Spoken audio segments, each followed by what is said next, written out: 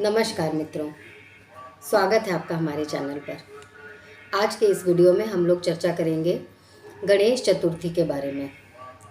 आज इस वीडियो में हम लोग ये जानेंगे कि किन किन लोगों को गणेश जी को अवश्य ही अपने घर में स्थापित करना चाहिए। ज्योतिष के अनुसार, आपकी कुंडली के अनुसार कौन से ऐसे प्लैनेट जब वीक हों तब आपको गणपति जी को अवश्य ही लाना चाहिए, ये आज हम इस वीडियो में समझते हैं। तो सबसे पहले हम लोग ये समझेंगे कि गणेश भगवान कौन से ग्रह के, कौन से प्लैनेट के देवता हैं।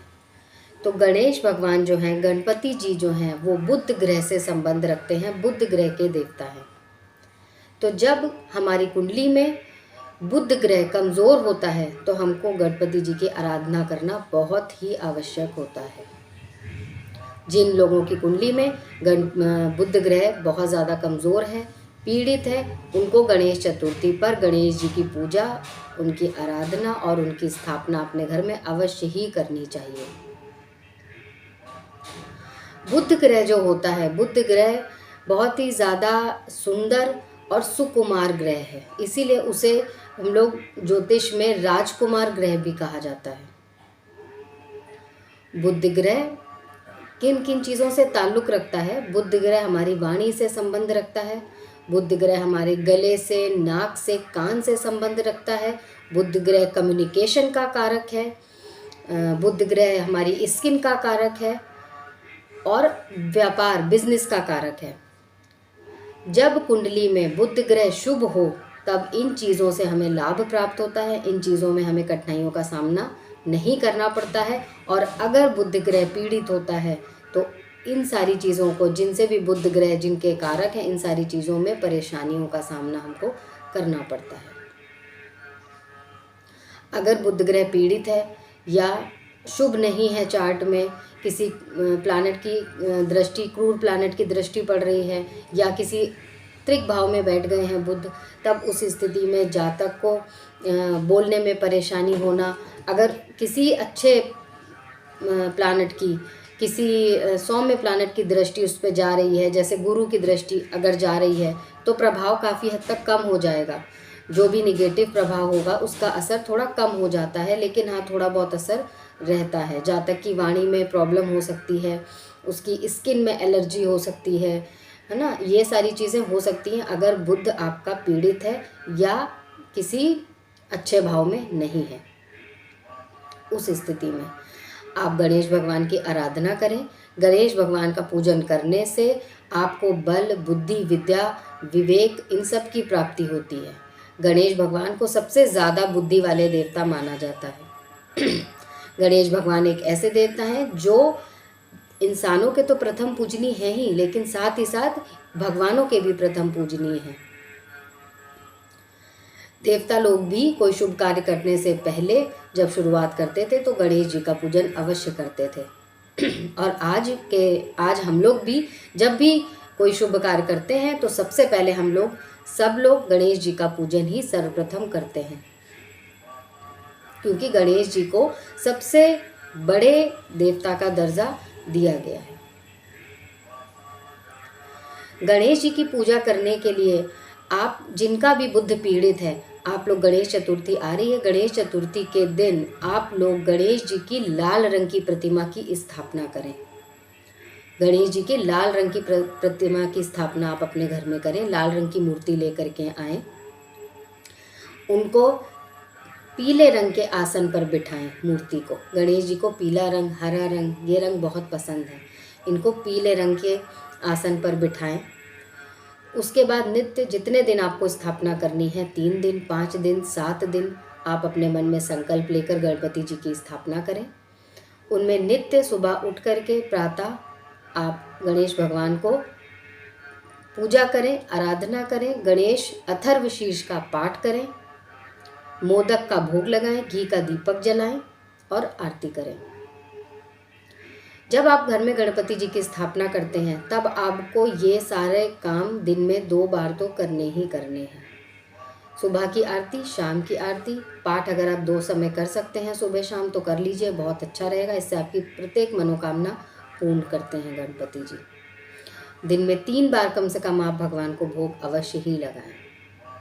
गणपति जी जब आपके घर में विराजमान हैं तो आपको उनकी सेवा बिल्कुल उस तरीके से करनी है कि आपके गुरु आपके घर में कुछ दिन के लिए रहने आए हैं।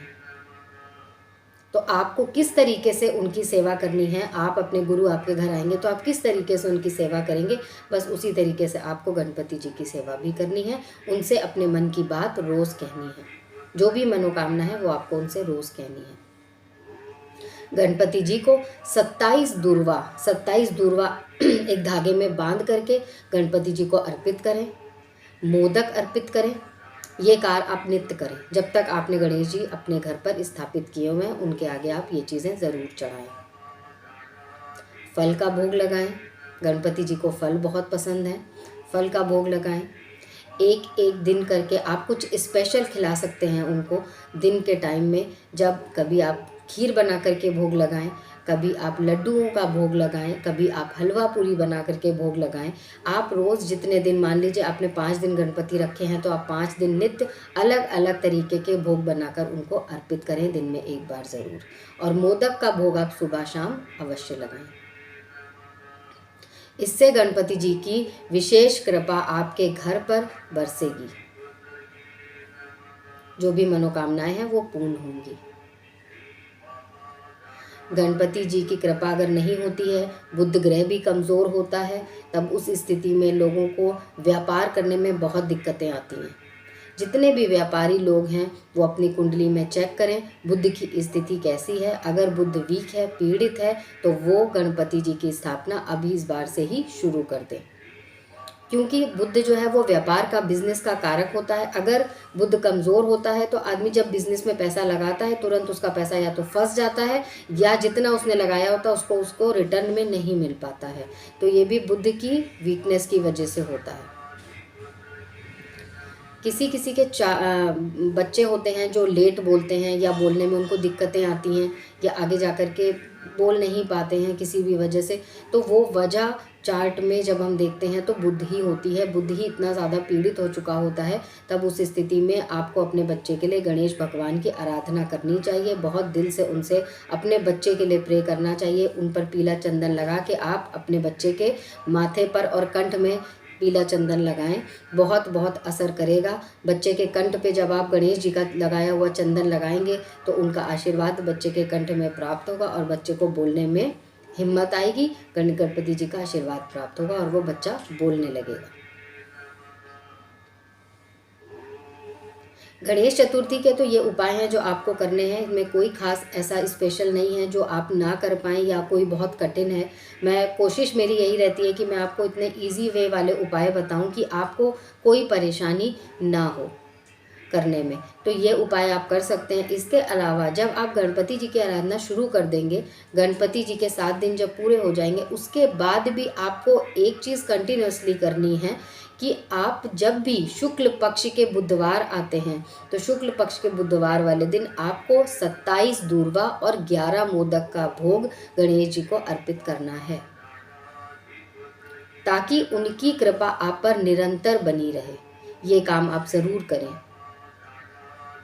गणपति जी की स्थापना होने के बाद जब गणपति जी का आप विसर्जन कर देते हैं, उसके बाद भी आपको ये चीज़ शुक्ल पक्ष के बुधवार को करते रहनी है हमेशा। जिनका भी बुध कमज़ोर है उनको स्पेशली ये चीज़ करनी है। और एक चीज़ और मैं बोलना चाहूँगी इस वीडियो में कि गणपति जी आप लोग घर पर लाते हैं तो उनका विसर्जन करने का जो एक तरीका है वो बहुत लोग नहीं सही तरीके से करते हैं। गणेश जी को अगर या तो आप अपने मंदिर की मूर्ति को ही आप 7 दिन अलग एक स्थान पर बैठाकर उनको स्पेशल फील करा सकते हैं। उनको अलग एक स्थान 7 दिन के लिए दे सकते हैं। अखंड ज्योत उनके साथ में उनके बगल में जला सकते हैं। कलश की स्थापना कर सकते हैं। एक टेबल अरेंज करके आप उस पर ये काम कर सकते हैं। आप अपने मंदिर के गणपति, अगर आपके पास पत्थर के गणपति की मूर्ति है तो आप उनको ही रख सकते हैं। ऐसा ज़रूरी नहीं है कि आप बाहर से लाएं और उनको विसर्जित करें, ऐसा कोई ज़रूरी नहीं है। मैं भी पर्सनली यही करती हूँ। मैं गणपति जी को विसर्जन कभी नहीं करती। जो मैं मंदिर में जिन गणपति जी की मैं नित्य पूजा कर रही हूँ, उन्हीं गणपति जी को उठाकर मैं एक टेबल पर अलग से सजा करके स्थापित करती हूँ, और उसके बाद उन्हीं को 7 दिन या 11 दिन जितना भी होता है, मैं उनको स्पेशल फील कराती हूँ। उनके आगे एक अखंड ज्योत जलाती हूँ, और जब उनके वो 7 दिन पूरे हो जाते हैं, तब उनको वापस उनके स्थान पर बैठा देती हूँ, और उन्हीं गणपति जी की मैं रोज़ पूजा करती हूँ।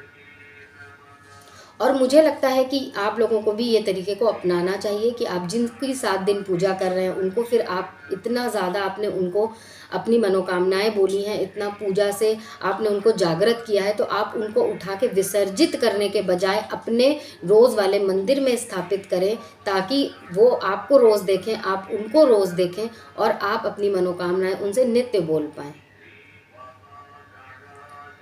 और जो लोगों को विसर्जन करना भी है, तो वो कृपा करके विसर्जन अपने घर पर ही किसी पौधे में, गमले में करके, या किसी साफ स्वच्छ पानी में मूर्ति को रख दें। जब धीरे धीरे धीरे वो मेल्ट होने लगेगी, अपने आप पानी में मिक्स हो जाएगी, तब उस पानी को आप किसी पौधे में डाल दें। प्लीज़ बाहर कहीं विसर्जन करने आप ना जाएं। आप उनको अपने घर में ही स्थान दें, घर के बाहर उनको ना विसर्जित करें। इससे इनकी कृपा आप पर बनी रहेगी। इसके अलावा आप जब भी बुधवार का दिन आता है, बुधवार के दिन आप गणपति जी को मंदिर में भोग लगाएं। भोग लगाने के लिए आप 11 मोदक लें। 11 मोदक ले सकते हैं, लड्डू ले सकते हैं। अगर मोदक नहीं अवेलेबल हैं तो आप लड्डू भी ले सकते हैं, बेसन के लड्डू चढ़ा सकते हैं। आप उनको 11 लड्डुओं का मंदिर में भोग लगाएं, और एक लड्डू सिर्फ अपने पास लाएं, और बाकी के 10 लड्डू बच्चों में बांट दें। इससे आपको गणपति जी की विशेष कृपा प्राप्त होगी। ये काम आपको शुक्ल पक्ष में भी, जब आप 11 मोदक का भोग लगाएंगे, तब भी आपको ये करना है कि 10 मोदक आपको बच्चों में बांट देने, एक प्रसाद आपको अपने लिए रखना है। बस एक मोदक ही आपको घर के अंदर लाना है, बाकी आपको सारे बच्चों में बांट देने हैं। जो भी प्रसाद भगवान को भोग चढ़ने के बाद बचेगा, वो आप बच्चों में बांट दीजिए। तो ये बहुत छोटे छोटे से उपाय थे जो मैंने आपको आज इस वीडियो में बताए हैं कि आप गणेश चतुर्थी पर भी करिए, और प्रत्येक शुक्ल पक्ष के बुधवार को भी करिए। इससे आपको गणपति जी की अवश्य ही आशीर्वाद उनका प्राप्त होगा, गणपति जी की विशेष कृपा प्राप्त होगी। गणेश अथर्वशीर्ष का पाठ भी आप शुक्ल पक्ष में बुधवार को कर सकते हैं, तो अवश्य करिए। गणेश अथर्वशीर्ष के पाठ से आपके वैवाहिक जीवन सौम्य होगा। आपकी जो बीमारियां हैं बुद्धि से रिलेटेड, उन बीमारियों में आपको राहत मिलेगी। आपके व्यापार में आपको राहत मिलेगी। अगर आप ये कर सकते हैं शुक्ल पक्ष में बुधवार को, तो ज़रूर करें। तो क्या क्या चीज़ें आपको करनी है? 11 मोदक का भोग लगाना है आपको, 27 दूर्वा चढ़ाने हैं। 27 दूर्वा को एक धागे में बांध करके चढ़ाना है। पीला चंदन गणपति जी पे लगा के अपने सर पे और कंठ पे लगाना है। इसके अलावा आपको 11 मोदक का भोग चढ़ाना है, और उसमें से एक मोदक अपने लिए बचाना है, बाकी मोदक बच्चों में बांट देने हैं। बस इतने से उपाय आपको करने हैं। और बुध ग्रह का संबंध गाय से भी होता है। गाय को हरी घास खिलाएं, गाय की सेवा करें। जिनका बुध ग्रह कमज़ोर होता है वो गाय की सेवा करें, उनको इससे भी बहुत ज़्यादा लाभ होता है। तो आप बुधवार के दिन ये भी कर सकते हैं, गाय को हरी सब्जी या चारा भी खिला सकते हैं। ये सब छोटे छोटे से उपाय हैं जो आपकी लाइफ में बहुत बड़ा इम्पैक्ट डालते हैं, बहुत ज़्यादा चेंजेस लाते हैं। जिनके में बुध खराब है, उनके बुध की निगेटिविटी को ख़त्म करके उसको अच्छा बनाते हैं, स्ट्रॉन्ग करते हैं। जो भी क्रूर प्लैनेट की दृष्टि बुध पर जा रही है, उनको रोकेंगे, और आपका जितने भी प्रॉब्लम्स बुध से रिलेटेड होंगे, उन सब प्रॉब्लम्स को सॉल्व करेंगे। तो मेरी आपसे यही विनती है कि मेरे बताए हुए उपायों को आप फॉलो करें और गणेश जी का आशीर्वाद प्राप्त करें। गणेश जी के कुछ मंत्र हैं जो आप लोगों को जपते भी होंगे आप लोग। ओम गंग गणपते नमः, ओम श्रीम ह्रीम क्लीम ग्लौ गम गणपतये वर वरद सर्व जन्म में वशमानाय स्वाहा। ये गणपति जी का मंत्र है। दोनों मंत्र हैं, दोनों में से जो आप बोल पाएँ वो आप बोलिए। गणेश जी को स्थापित करिए, गणेश जी का आशीर्वाद प्राप्त करिए। मैं भी गणपति जी से यही प्रार्थना करती हूँ कि आपके घर में खुशियाँ लाएं, आपके घर में वो पधारें, सबको आशीर्वाद देकर आपके घर से वो फिर कहीं ना जाए। तो मेरी आप सबसे यही प्रार्थना है कि अगर वीडियो आपको पसंद आते हैं मेरे, तो इसे लाइक करिए, सब्सक्राइब करिए और शेयर करिए। और प्लीज़ मैंने जो आपको विसर्जन की विधि बताई है, आप उस तरीके से विसर्जन कीजिए अगर आपको करना ही है। और अगर आपके पास मिट्टी के अलावा किसी और चीज़ की मूर्ति है, पत्थर की है, पीतल की है या चांदी की है, तो उसी मूर्ति का पूजन करके आप उन्हें वापस मंदिर में स्थापित कर लीजिए। तो उम्मीद है आप लोगों को वीडियो पसंद आया होगा, जो जानकारी मैंने दी है आपको पसंद आई होगी। तो नेक्स्ट वीडियो में मैं आपसे मिलती हूँ, तब तक के लिए नमस्कार।